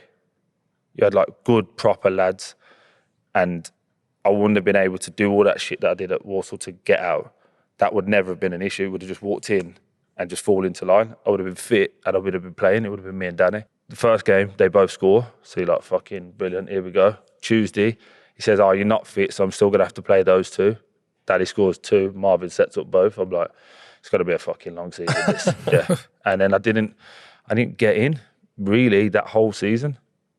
And was there a bit of self-sabotage there with that? Yeah. Getting in? I'm driving to London every, because I never moved to Watford ever. I've always been in Birmingham, so I never moved. So I was driving in every day, training with the bomb squad. I'm beating knees up every day, but for the last 2 years at Walsall, I was the main man. And I'm seeing Scotty now go from fucking Cov to Blues. I've seen fucking Foxy moved on to Southampton. I'm like, that should have been me. And you just end up being like, fuck it then. I'll go out then. What's the point? I can still play half cut. I can be on the bench half cut. So you actually go out Friday nights? Yeah, go out Friday night to get home 2, 3 in the morning. Get up for 10. Have a little shower, and then just fucking. So that's outrageous. Yeah, but it was, and then they started playing me left wing, and I'm like, I'm not a winger. So then I was like, yeah, fuck this. And then I used to stop going in on a Monday. Fuck it. Because I used to realise if we won, it was Sunday off, in Monday. Those guys wouldn't train. I'd have to train with the bomb squad. We train probably Tuesday, off Wednesday. So fuck that, I ain't coming in Monday, I was coming Tuesday. Do you think, like, with the contract that you signed, do you think I've made it? It's all right. I'd stop doing the stuff that got us here. No, because I trained like a joke. I still in the gym as much as I could. I still ran all the time. It was just getting me there. Right, yeah. It wasn't a case of like I didn't love it. I still loved it. I just thought this ain't what you told me it was going to be. Again, I don't know the football business. Now I know. Fucking now they'll tell you anything to get you in the door. Then you've got to earn it and do whatever, unless you're fucking one of the big boys. Like, so at that time it was, when you're having chats with Malky, it's like, you're going to come in, you're going to do this, we're going to go here. I'm like, fucking this sounds like the real deal. And I walk through the door, it's like, you're not fit. Well, why didn't you tell me that fucking 4 weeks ago? I'd have got fit and I'd have met, do you know what I mean? You would have all that. And it was just a massive culture shock as well. Walsall, I'd walk out, fucking my warm-up was me doing keep-ups from one side of the pitch to the other. Because I saw Carnu do it one time. So I thought that's it. It's all right for Big Dog, it's all right for me. I was like, well, he don't have to do it, so why would I? And then go to Walsall, mate. The whole team's warming up with the starting 11. And then once that had finished, the other guys were doing sprints. Martin Purty's at Ipswich now. And he had us sprinting everything. I was fucking dabbing. I was like, what's all this? And they were like, that's just the warm-up. Every 10 minutes you had to be out. I was like, fuck this. This ain't for me, this. I normally have the first 10, 15 minutes warming up into a game, do you know what I mean? And it was full steam ahead. And then Malky left that year. But Dicey was on me that whole first year. That's key to say, because he was assistant. And he was like, he just weren't having me, because his session, what I know now is his sessions were the bomb squad sessions that I was fucking off and not turning up for. So I was basically saying to him, like, I don't really care what you think. Malky was trying to get the best out of me, but what I know now is he'd vouch for me because I was the first signing they'd made of like $250,000 in about 5 years, something daft like that. And he blew 90% of his budget on me. So he's now having to answer to the board, like, why is this geezer we paid not playing and whatever. Obviously, I didn't know that. I was just like being selfish. I didn't like, fuck you lot then. I'll just look after me. But what else you need at that point is a bit of guidance, isn't it? Everyone needs guidance. It's Malky's first job. It's Dicey then moving into his first job. Everyone's looking after self, aren't they? And this is football. Like, it moves too quick. No one gives a shit. If he's sulking, fuck him off. Get the next one in. And, this is all the stuff I had to learn. So that first year was awful. Second year, Dicey takes over, and I remember being on holiday and it was announced he took over. I was like, oh, fuck. Like, I'm done now. When I was winging it before, he's not going to have me one bit. We went to France pre-season.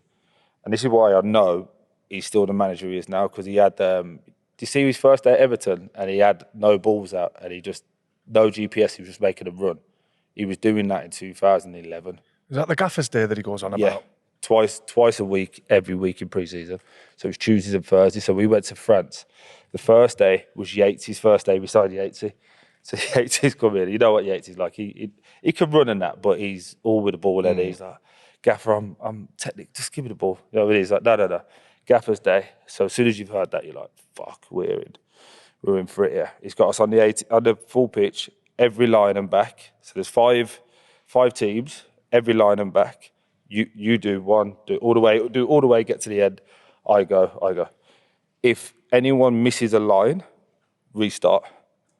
So you could be up, we're doing 5 rounds there. So if you are round 4, just nick half a yard, back to the start, we all do it again. We must have been running for about an hour and 10 minutes, but it was just fucking minging. Yates is like, this up for me. Yeah, this up for me. He went, Gaffer, this.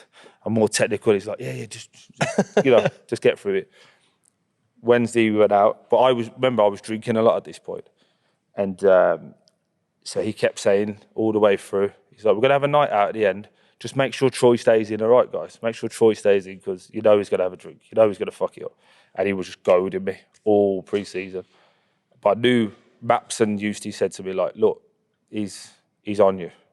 So just fucking keep your head down, do your stuff. We ain't got no strikers, you got to play. I was all right, sweet. Thursday, we go out to the beach. Mate, we went down this coastline, and it was like he went, what can I fuck him up with this time? We were just running, and he went, Pierre there, he got 20 sprints.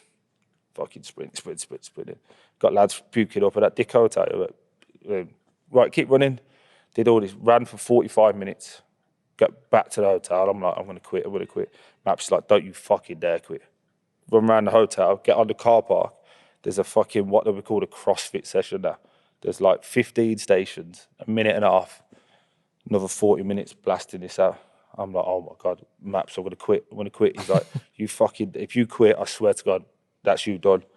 Stayed, got it done. He goes, right, back on the beach. I'm like, nah, I can't fuck it. I Maps, can't. this is too much, I've literally got, mate, I can't run again. I know you lot are with him, all that, and he's gone, in the water, it's over. I promise you, if we'd have done one half stride or something, my Watford career would be over. And he went right in the water, finished, got through it, and fucking never played me until January. It was at Millwall, and Marvin was starting with Joe, and it's like, 7:45 kickoffs, about 5 o'clock-ish, when you just have that last meeting before you jump on the bus. And Marvin's in there, but Marvin's not talking. And he's like, right, Marvin's fucked us off, boys. He don't fancy it. I'm not going into Millwall with fucking shit houses like him. So, who wants to play? I'll play. He was already fucking playing. It's a good job. You put your hand up there, innit? Does that, and I'm on the team sheet. And he's like, right, Joe, Troy, who wants to score the goals? Me and Joe both scored that night. And then I ended up scoring 12 between Jan and the end of the season. But the week before, I've actually never told this, the week before, Dicey will tell you if you ever get him on, we did a fan forum thing. They made me go. And with that fucking, a fan's gone, bear in mind, it's looking like Marvin's going. So we've got Craig Forsyth, play left wing, who's obviously a left back now, me and Dicey.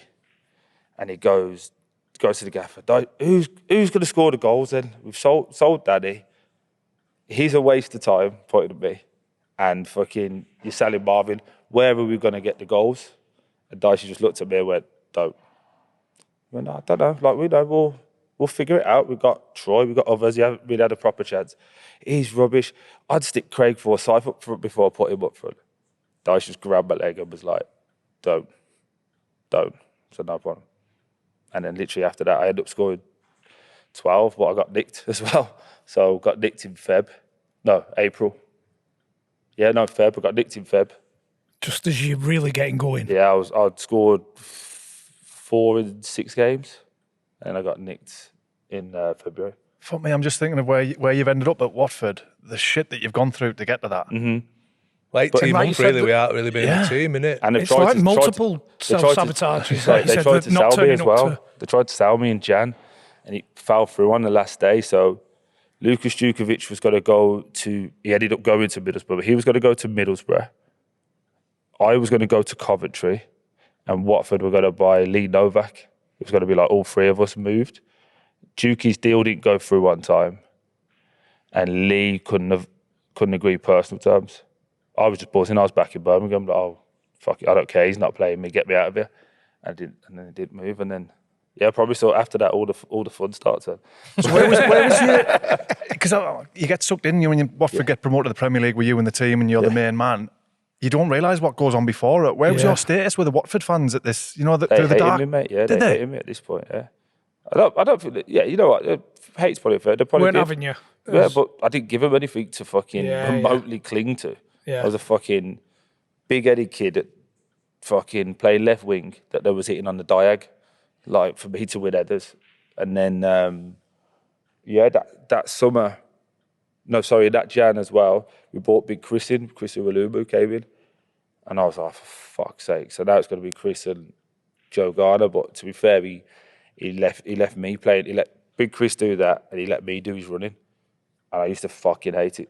Because Chris was, obviously, I think he only had another year, maybe 2 after that. And any time someone hit a ball down the channel to him, he used to do that. Oh, good ball. I used to be like, fucking prick. Mate, every time he didn't run, I had to run. Because if someone hit channel and used to have this ball, every throw-in, he used to go away, step back into it. As it threw, on the full, he'd just spin it. And it's meant to be for the main striker, which was Chris, and I was kind of playing as a 10 when we didn't have the ball. I'd end up running past him to go and get the ball. And then mate, I'll never forget it. We played Leeds away, and I fucking go on this fucking mazy run, do all the work. I square it, he scores, and just celebrates in the corner. I was like, prick. And I love Big Chris. I love him to death. But I was like, that summed our relationship up. Like, he was great for me as well, Big Chris. He's fucking massively underrated. But yeah, I get nicked in Feb. Dad dies in May, go to jail in June, and then that season after that was the Leicester goal. Yeah, so came back out fucking massive afro, fucking, I'd been chewing the weights like I was a big boy at that point. When I saw Zola, and I was like, Gianfranco, my name's Troy, he's like, I know who you are, because we played West Ham the year before. And he's like, I was at the game, I was playing really well. When I got nicked, by the way. Just imagine you go into the office massive with Zola. I had a pink D squared. I had a pink D squared jumper on, and the D squared was fucking tatted there. It was so tight. I was like, monster, mate. I was actually quite proud of myself, but was in no shape for football. And but yeah, after I got nicked, I scored like another 8 between then and the end of the season. I got goal of the season and top goal scorer and all that. Like, I just kicked on. But I always do it after adversity. Like, when I fuck up royally, like the next 6 months, I want to be sweet. Fucking come back out in September, see him, and he's like, look, I'll be totally honest with you, Troy. Like, I think you're a good player, but we got 9 strikers. I'm like, fucking hell, okay. And he started talking, we got Chris Hewley, we got this guy, we got Vidra, we got this. I'm like, okay, cool, no problem. I said, any of them any good? He said, yeah, there's a few. Gianfranco's love. He said, they're all nice in their own way. And I was like, so they're all shit then? He said, what do you mean? I said, because if you wouldn't have told me there's 9 strikers, you'd have told me there's 1. And he was like, no, I didn't say that. I said, I know what you're saying. I said, don't worry. Because bear in mind, in the build-up to coming out of jail, I'd just like, if I get an opportunity, if it's at Watford or somewhere else, I'm bagging 20 goals. And there's no one that's going to stop me. I'm going to score 20. So I was like, no worries. I said, look, Gaffer, I've got to go back. So I'm on tag. I'll leave my house at 7. I'll be here at 9 a.m. every morning. 8:45 if traffic's good. And I'll work until 5 because I need to be home for 7. I said, but give me a week and I'll be the first person on your team sheet. And he was like, yeah, okay, Troy, like whatever. Okay, no problem. Good luck, whatever. Next day I was in, 8:45. We weren't in until he did the Italian way, so he was in 10 for an 11 o'clock start.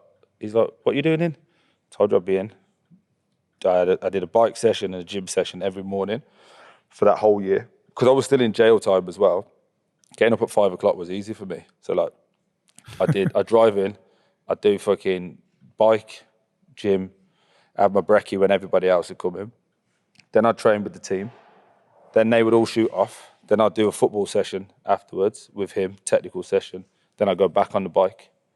And I remember my first walked out and they went, right, we've got to get a gauge for your fitness or whatever. Bear in mind, they don't know I've done bleep tests and all that in jail. Fit Tool is out warming up.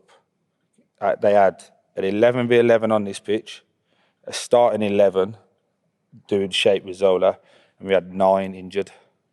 was 42 players there when I walked in. And I was like, sweet, let's get to work. Go. And there was an intern, they put me with an intern, and he's now at Arsenal, the kid. I was like, Jack. I was like, fucking, you're with me. And bear in mind, he's like in uni, and he sees this fucking monster that's on tag. And I'm like, you're with me. So he's probably thinking he's going to get fucked. So I mean, you're with me. I was like, what, you Go steady with me. I was like, just fucking, whatever we need to do, we're playing on this game. And I marked Bristol City, which was a Saturday. So we're involved for Saturday.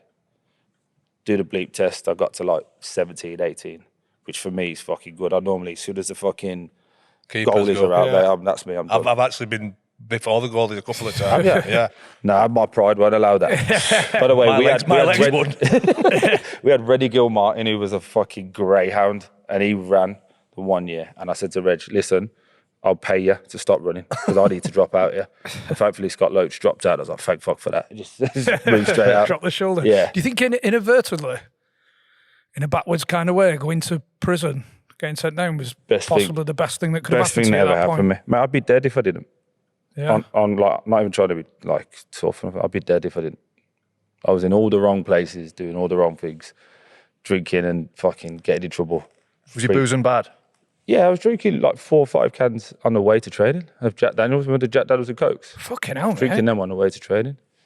So do 4 or 5 of them on the way in, fucking train, grab another 4 or 5 from Sainsbury's before I jump on the motorway, drop my motor off, and then off you go out for the day. That was 5 days a week, 6 days a week. Jesus. Fucking hell, I'm a proper professional, mate. I just did it on the way home. No, do you know what it was? It wasn't. It's only now that I realise. It's because it's my way of grieving. I lost my great nan, my dad, and my granddad in 18 months, and they were like 3 of the 5 people that raised me. So we don't, Jamaican and Irish, we don't talk about feelings. We fucking crack on. Do you know what I mean? So that was it. Just drink. Drink made me forget things, and then it let this fucking alter ego come out. Like it's not to be. It's just how I was. I just did not care, and it doesn't sound good even when I'm saying it. It's a bit cringy now. Like fucking, I'm 36 now. Do you know what I mean? I'm like, oh, but like, what was that? 13 years ago, my head was like, this is going to be over soon. The fucking strongest geezer I've ever met in my dad died in 7 weeks. He died at 47. Up until about a year ago, 2 years ago, I used to go like, I'm probably going to die at 40. Because he was bigger, stronger, fitter than me. So if it took him out, he'll wipe me out. And it's a bit of a morbid way to think, like, but that's just how it was. So then did you change it? Did you filter that? Did you channel it in different ways? That now you just... doubled down on everything. Doubled down on the drink, doubled down on training. Oh, so you're still going strong? Fucking stronger than you've ever seen, yeah. We'll get into the fun stuff. It's a bit morbid. You're also like fucking quite upbeat, and I've been a miserable twat since I've been on this one. But like, no, so fucking hell. I come out of jail. We have that year. I scored 20 goals that year. We lose to Leicester, not Leicester, Palace. Sorry, in the final.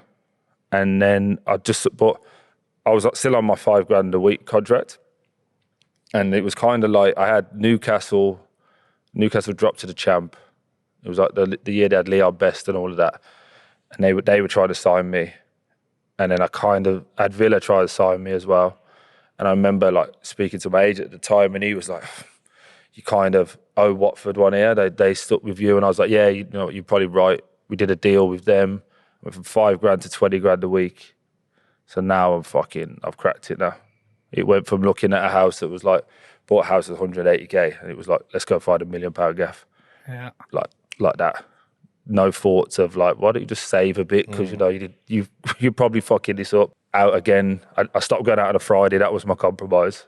So I was out. I tell you what, you're a diamond. That manager didn't realise how lucky you were. I was out Tuesday, Thursday, Saturday, Sunday, and then if we had Sunday, Monday off, I'd go out Monday as well, just to get it back.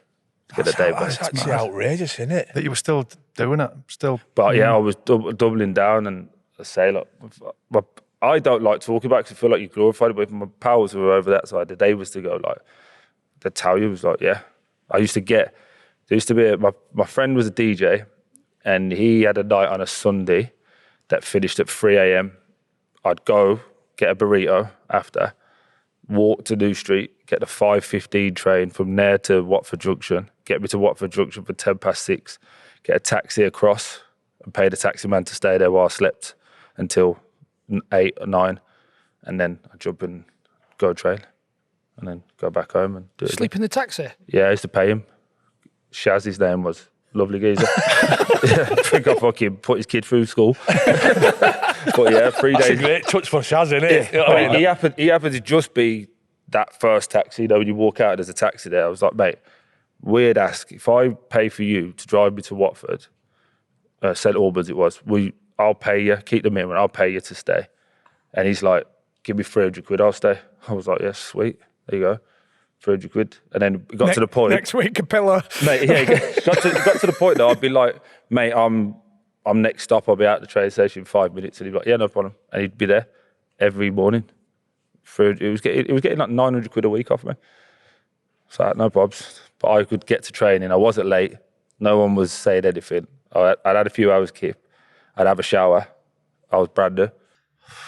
Maybe I'll be out and get me ass. Once, maybe, but fucking hell, doing 3 times a week. Yeah, and that was for like 2 years. 2 years straight. That was Gianfranco's first year. Then the year we got promoted. No wonder you're going through so many managers. It was fucking your fault, wasn't it? It's only 18. I saved a couple. Yeah, it was hardcore, man. It was hardcore. But that first year with Zola was fucking, for a striker, for us boys, honestly, it was a joke. It was a fucking dream. Because he put us in this shape. We were playing out from the back. Bear in mind, no one was really doing that in the champ. And then it was crash bag wallop. And he was saying to us, we're going to let goals in. This was his tip. We're going to let goals in. But if we let him 4, we score 5. Fucking dream. Everything was get wide, cross it. If you can't cross it, you play into Alban Abdi, play little slick passes. And mate, with this is 2012? 2012, 13 season. And he's literally going, mate, fucking, I want you to have 6 shots a game. Sweet. Yeah. Give me the ball. I'm shooting from anywhere.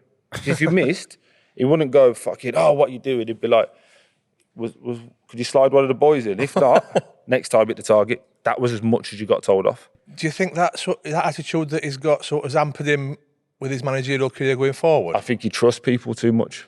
Yeah, I think he put so much trust in the player to give them the best opportunity. And you've got to have a certain mindset. Like he got me at my best ever mindset of like, I'm just going to crash bag wallop. He got Matty Vidra, who wanted to go and show he could prove it in the Premier League. We had Alman Abdi the same. We had Fitzhall, Nyron Nosworthy, John Eustace. We had a bunch of old pros that knew the score and they could take care of us on a Tuesday. And then we had the flair. And at that time, no one really had it other than Palace. The second year, when he got sacked, we had 2 or 3 managers that the year he got sacked. And I scored 25 goals and we were fucking 14th, I think. We were shit. But we just, because they'd got it right the first time, they just went, here's a load more players, figure it out, and it didn't work. So I went 20 the year I came out, 25 the second year, and then the third year, because we finished 14th, Gino, the owner, said, took us to Udine the 14th of June. We had 3 weeks off. 14th of June, start of pre-season.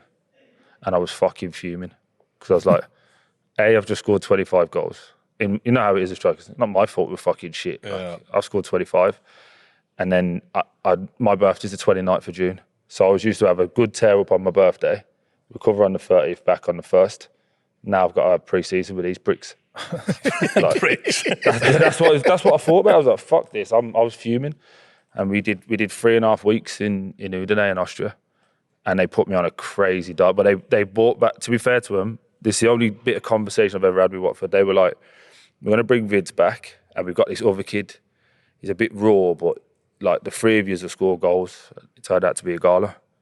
But like pre-season, like we're going to get you as fit as you can be. And if we're going to have one go at it, if not, we'll let you go. He gave me another new deal. I signed for 40 grand a week then. So I went from fucking 5 grand a week to 20 grand a week to 40 grand a week in 2.5 years. they put me on this crazy diet, mate. I want to say I was on about 1,200 calories max.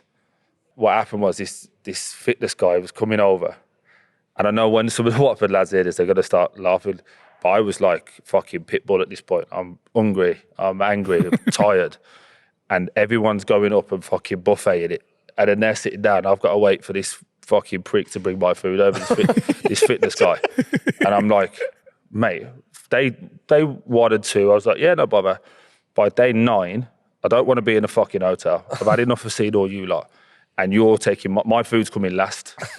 So I'm now like, I'm growling. At this point, I'm growling. I'm foaming at the mouth. I'm like, fucking, where's my food? It got to the point he stopped giving me the food. He gave it to this intern because I was like, what the fuck's this? This is shit. This is crap. Anyway, give it to this intern, Eric, Swedish fella, lovely kid. The last day when I lost it, about day 10, he's come over. He's giving me he knows I can't see what he's eating. I'm sat down. And it was 2 pieces of chicken, like cubes, not breast, cubes, a handful of pasta, and then a rest of the plate was salad. And as he's giving it me, he's like, he's shaking. And I've gone, if that's shit, don't you fucking dare put that down. He's like, it's not me. He went, it's not me. And he put it down and ran, and I just went, am I a fucking cunt? Flipped the table. There was a spa about 15 miles down the road. Got one of the electric bikes. Ping down to there, got fucking noodles, Haribo's, you fucking name it. I come back with 3 bags, and it was on either side of the bike. You know, when the bike's wobbling. Got back in the hotel. They were like, no, Troy, you're doing great. I was like, you can fuck off because you're getting it. You're a prick. Backed over these Haribo's, fucking like that, threw them in my mouth. I've gone fucking 10 days, and you want to feed me like a fucking rabbit? You're a fucking joke. Anyway, I go upstairs. I don't realise now because my head's gone. I'm fucking got the kettle on. I'm getting my pot noodle ready and whatever. I just thought I'm back in jail. Fuck it, I'll do the same things. Got the pot noodle back out. It's turned out the goalkeeping coach, his name was Paolo. He was like, you know, you have been kind of starving. He tried to look after me. His manager, Sonido at the time, was like, how dare you pick a player side? They've started scrapping in the hotel because now, bear in mind, we're 10 days in. Everyone's had enough of each other. And we had 8 days left. It was a fucking good old stint. The games hadn't even started at this point. It's still in June. And it's still in June, mate. They're scrapping. I've come back down now. I've got a sugar rush. I'm like, sorry about that. You know, like, what's the crack? They're like, mate, the fucking Gaffer's fighting him. The physio's over there crying. The physio was sat in the corner crying, like, what's going on? What have I signed to? And I was like, all right then. So we played cards or what? And then that was it. They had a fucking, that year, to be fair, I ended up having a chat with the boys. We signed Lloyd Dyer. We had me, Vid, Iggy up front, and Fernando Forestieri. That was our 4. Lloyd Dyer, Alman Abdi, trying to think, Keith Andrews, Lucas Neal, Aurelio Gomez. We signed. We had a proper outfit, and we started the season. First game of the season. We won, beat Bolton, and I remember because Lloyd Dyer, just got promoted with Leicester. And then moved to us. It was like, I was like, fucking dream. Gets to the byline, stands it up. That's what we wanted it.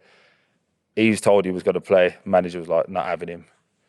Didn't play him. And then fucking we played Rotherham.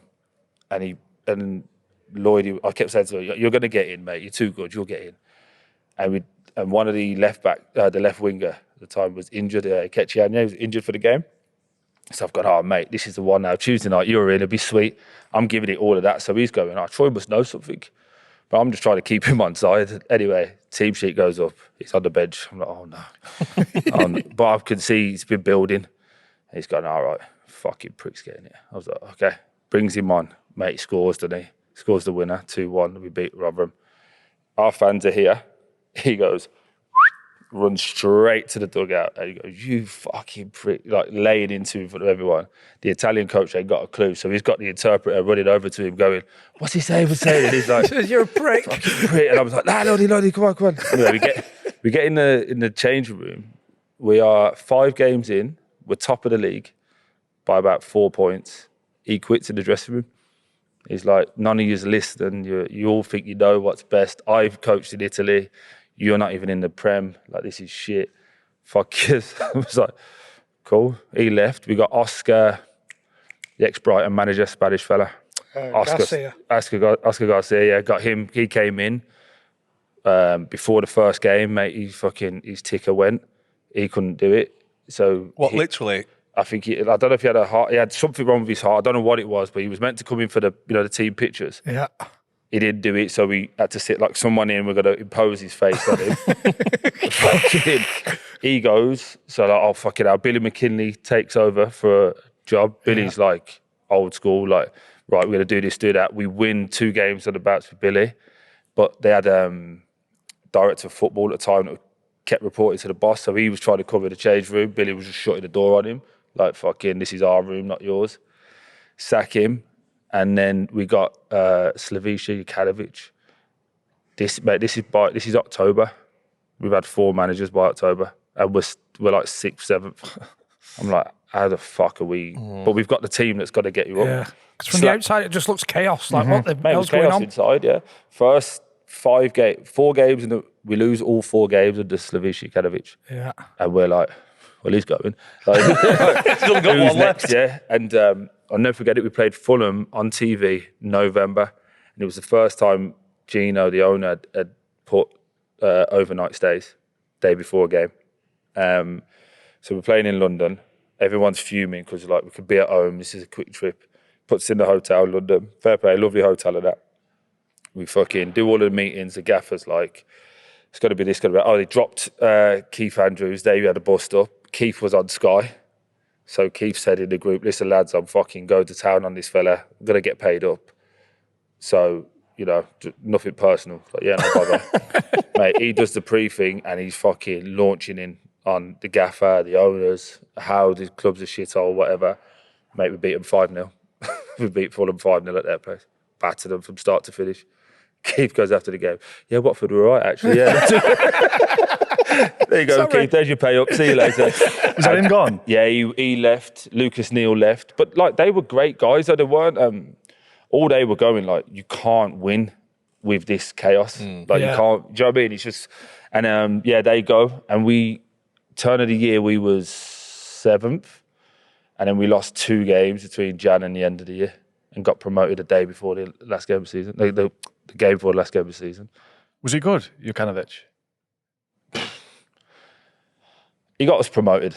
But he didn't get us promoted, if you get what I mean.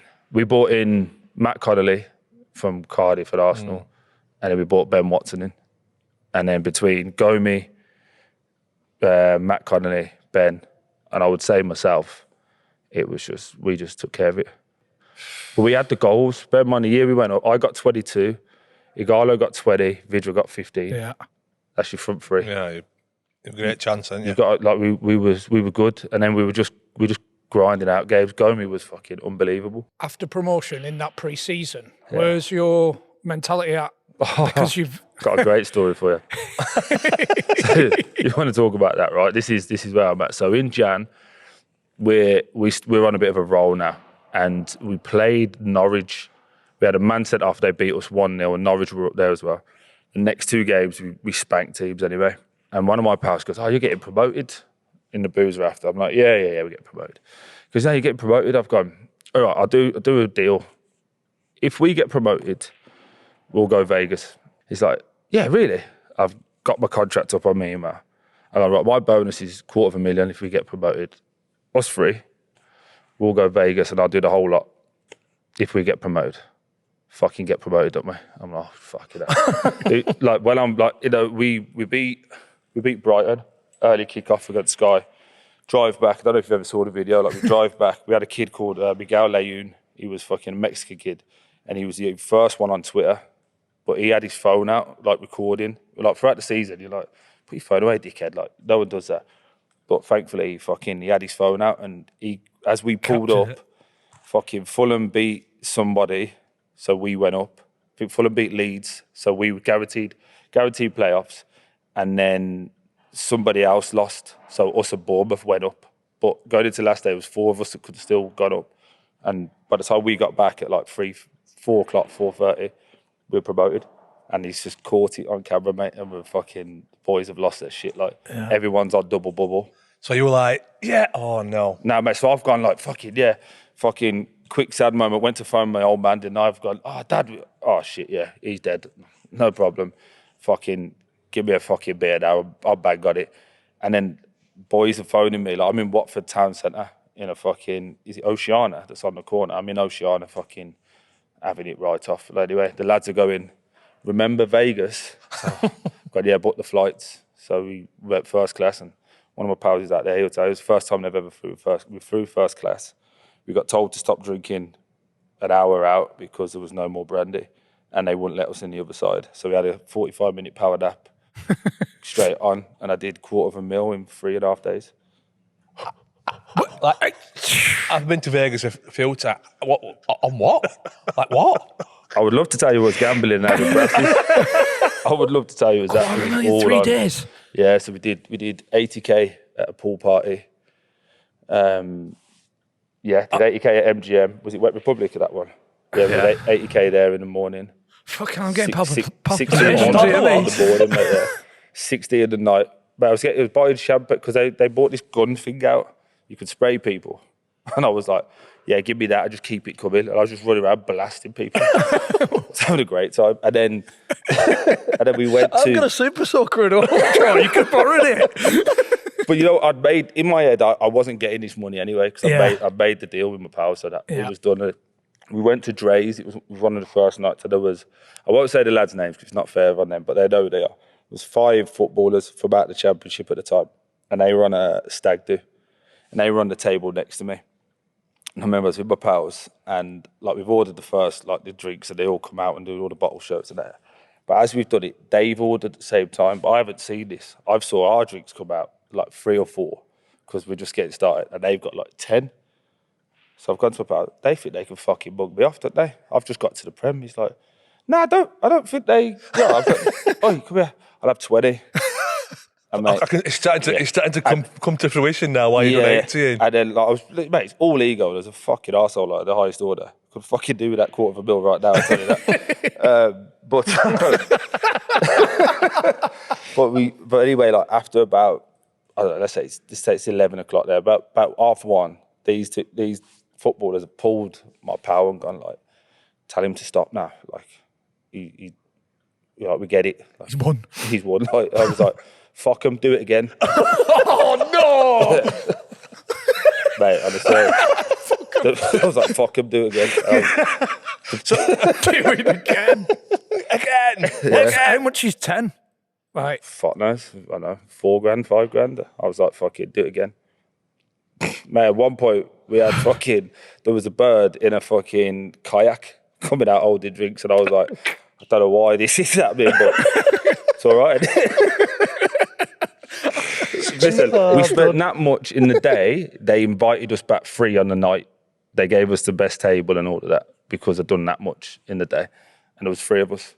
We walk into the go to this booth, and you get the people come up like, so, what bird do you want and this that, and the other. I was like, oh, mate, whatever, I don't really care. And he bought over a hen do of 15 Canadians, and he's got like jacuzzi at the bottom of the thing. So obviously I've just come in, and I'm trying to jump out the way of the water and that. Like, every time I picture, I'm fucking flinging myself in. I'm thinking, I ain't getting caught like this. Fuck that. Mate, bird pulls me. She's like, why do you keep throwing yourself in the water? I was like, oh, it's hot. She's like, are you famous? I was like, nah, I'm not famous. Like, just don't like pictures. She's like, can you tell your friends stop taking pictures? I'm a Victoria's Secret model, and I can't really be seen like this anyway. I've gone, okay. So, yeah, I'll get them to stop. She's like, just so you're aware, all of us are Victoria's Secret models, so they're going to have to delete it. I was like, oh my God, thank you, Jesus. I'm in heaven now. That's why the bottles will come. I was like, they ain't getting fucking nothing, mate. I'm going to kill them. Secret. I'm Richard Branson for the next 12 hours, mate. Mental, mate. Yeah, I didn't even do anything as well. Fucking drank so much, got fucking carted off in a taxi. It weren't your man from London, was it? He just came off it. Turned up outside Dre's, So in answer to your question, my mentality were yeah, that's what I'm saying. Honestly, I just doubled down. Well, I think there's a couple of teams just turned up for a five-a-side. This is your new venture. Yeah, this is one of the new ventures. Yeah. So this is Vision Football Factory. 7-a-side pitches, 6-a-side pitches, 5-a-side pitches, parties, bar, food, and then upstairs we've got community stuff as well that we can do. So outreach programs to get kids back into school and all the stuff I was saying not to do, like get kids off the street, get them educated. So we've got all that upstairs as well. So it's a right setup. It's all right. Yeah, class, it's it almost makes me want to kick a football again. not all the quite way. enough. Quite enough. But just new venture and try to give back. Like I say, I don't ever think I'm a hero or role model, any of that bollocks. I think it's a load of shit. But if we can help and influence just one, then it's all worth it. Yeah. Fair play, mate. So we're going to do part 2. Absolutely. Because we don't want to rush it, do we? We had the last time this happened, Kev Campbell did exactly the same. Yeah. Spoke for an hour and a half, 2 hours, and went, "I'm coming back." Yeah. I'm not rushing this. We've only got up to when we got to the Prem, so there's it's another 8 years to get through. And you spoke to one of the lads up there, so it's all been. Can you just say it's all been verified and checked? It's not. It's not bullshit. So. Yeah. Right, we'll see you soon. Well, cheers, mate. Really appreciate that so far. Thank you for coming Looking down. forward to the next one.